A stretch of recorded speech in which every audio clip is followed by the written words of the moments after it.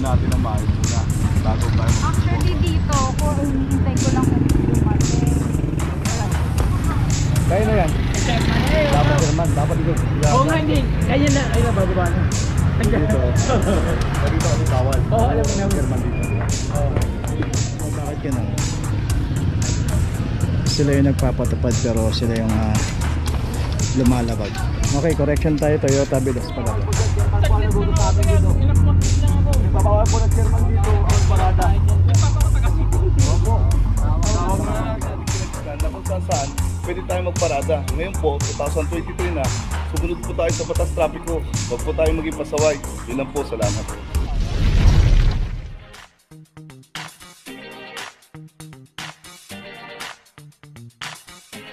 Papajo TV!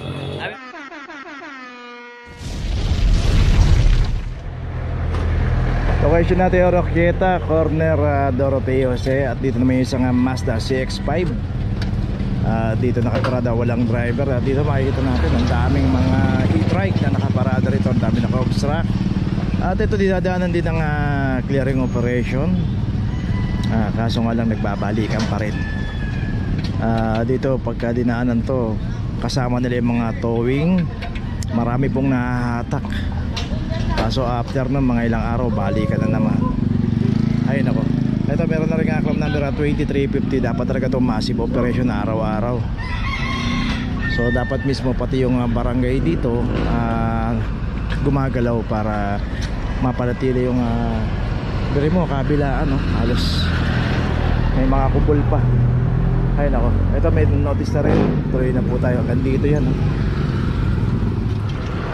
Location natin Remeo Street, corner Alfonso Mendoza. Dito may isang Toyota Innova. Dito rin sa kahabaan ng Remeo, makikita natin may mga nakaparada rin dito, pay parking.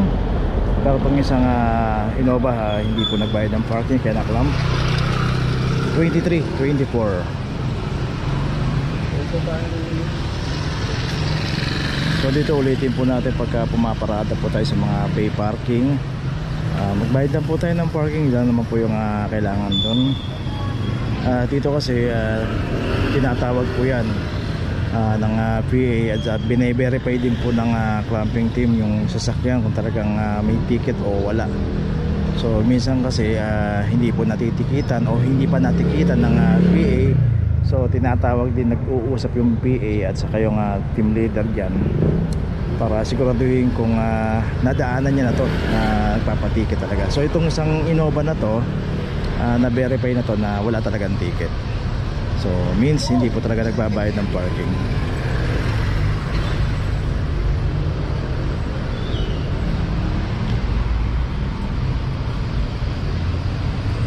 So yung meron pa atang ikaklam dito. So regarding naman dyan, kaya bakit alam kung ano yung sasakyan na ikaklam dito kasi pagkatawag po ng PA, pati po yung plaka ng sasakyan saka yung model ng sasakyan na kasama po sa tinatawag yung kaya nakikita po kung anong sasakyan yung ikaklam dito. Ito kagaya ng isang Hyundai H100, ito nakaklam na rin 2314. So yung Innova meron ng notice.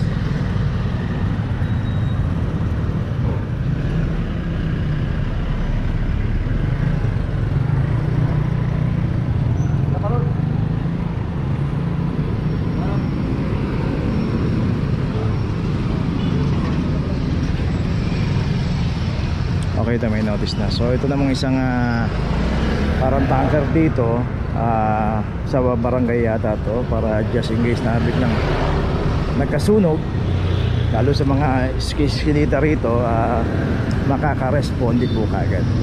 So yun lang po, tuloy na po tayo.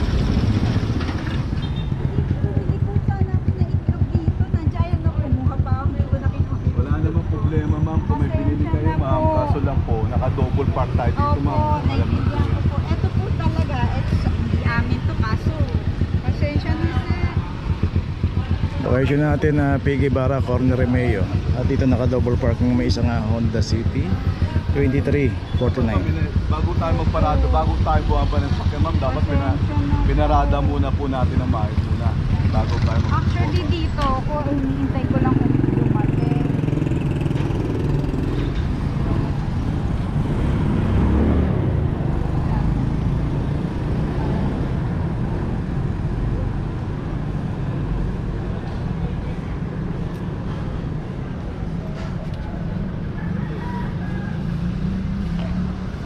Saan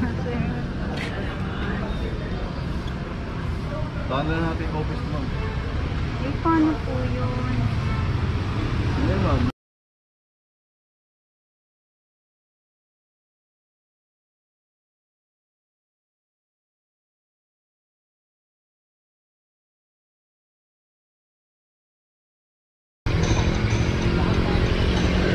So yung may notice na rin. Okay, tuloy na po tayo. Abot! Location natin Dapitan Street, corner Waning Street. Dito isang Toyota Rush. Dito rin nakaparada sa kahaba ng Dapitan Mabuhay Lane, club number 2368. Dito kung paparada tayo, iiwan natin yung sasakyan natin at matatagalan tayo. Ayan yung mga side street dyan, yung Santander Street. Ayan, pay parking po yan, secondary road. Pagka dyan po tayo pumarada, mayroong parking attendant dyan. Magbayad po tayo ng parking, mag-price tayo ng ticket. At dyan safe tayo, hindi tayo makaklamp. Kaysa rito tayo pumarada, makikita natin ay yung signages, ay yung signage, no parking clamping zone, Mabuhay Lane. Okay, tuloy na po tayo. Location natin, Jaime de la Rosa, corner Reten Street. Dito yung isang Toyota Hiace. Ang nakaparada rito, ito walang driver. 66. Lam number 2366. So dito, pwede naman pumarada rito pero one side lang. Dito lang pwedeng pumarada. At yung pinaradahan ng Hiace, bawal po rito. Saka makikita natin palabas na po yan ng Loyola Street pagka dinaretso natin yan. Retain na yung corner na ito. Retain yan.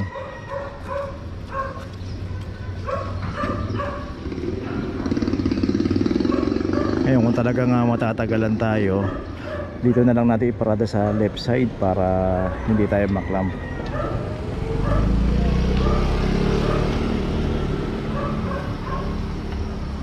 Okay, may notice na. Tuloy na po tayo.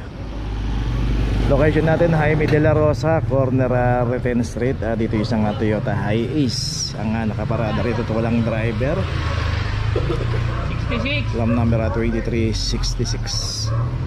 So dito, pwede naman pumarada rito pero one side lang. Dito lang pwedeng pumarada. At yung pinaradahan ng Hiace, bawal po rito. Saka makikita natin palabas na po yan ng Loyola Street pagka dinaretso natin yan. Retain na yung corner na ito. Retain yan.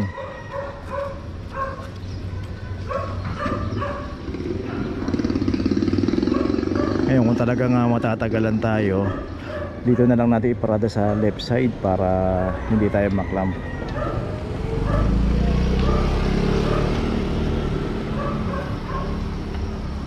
Okay, may notice na. Tuloy na po tayo. Location natin sa Samar Street, corner Mindanao Street. At dito yung pinapatupad po ng barangay. Dito yung one side parking. At itong isang trailblazer dito, naklam to dahil bawal pong pumarada rito sa side na to. Dapat papunta tayo sa Mindanao Avenue, dapat dito na sa right side ang pwedeng pumarada. At yung pinaradahan ito kaya naklam bawal. 002.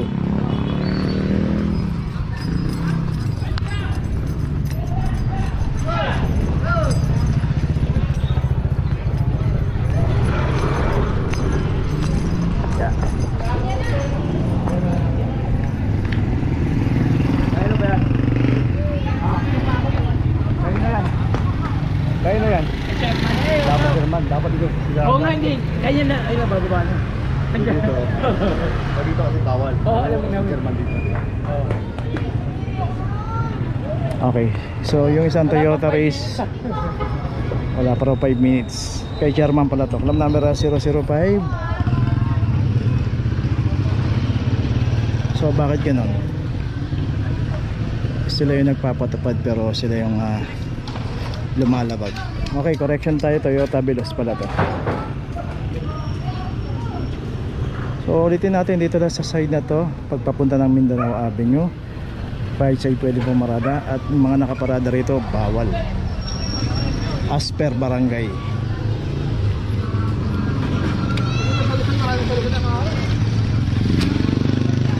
Okay, itong Toyota Veloz may notice na. Sasakyan daw ni Chairman. Okay, ito na yung Visayan Avenue. Tuloy na po tayo. Saglit naman. sa amin dito. Inakmakit lang ako. Nagpapawal po ng chairman dito ang parada. Nagpapa ko taga City Hall din kasi. Opo. Tawag mo na lang, sir. May... Alam po lahat nila yan dyan. Alas 8 pa lang bawal na. Wala pa akong 5 minutes eh. Wala ako sa'yo sa clubbing. Wala pa akong 5 minutes to. Tatawin ko yung 5 minutes natin. Bakit lang ako, may ginawa lang ako eh. Hindi kasi wala kasi parkingan doon sa may pagkalado eh. Okay, nandito na ngayon tayo sa opisina ng clamping sa impounding dito sa Central. Dito na po nagtatapos ang ating vlog. Maraming salamat po sa mga subscriber, sa mga viewers, sa mga napadaan po sa ating channel. Maraming salamat po sa mga suporta nyo. Sa mga hindi pa po nakakapag-subscribe, subscribe na po tayo mga kabayan. Maraming salamat po. Mabuhay!